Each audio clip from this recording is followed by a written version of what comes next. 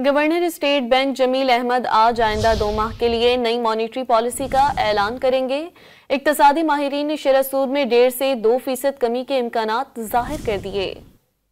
Governor State Bank Jamil Ahmed आज आइंदा 2 माह के लिए नई मॉनेटरी पॉलिसी का ऐलान करेंगे। इक्तसादी माहिरीन ने शरह सूद में 1.5 से 2% कमी के इम्कानात जाहिर कर दिए। Governor State Bank Jamil Ahmed आज आइंदा 2 माह के लिए नई मॉनेटरी पॉलिसी का ऐलान करेंगे। इक्तसादी माहिरीन ने शरह सूद में 1.5 से 2% कमी के इम्कानात जाहिर कर दिए। Governor State Bank Jamil Ahmed आज आइंदा 2 माह के लिए नई मॉनेटरी पॉलिसी का ऐलान करेंगे। इक्तसादी माहिरीन ने शरह सूद में 1.5 से 2% कमी के इम्कानात जाहिर कर दिए।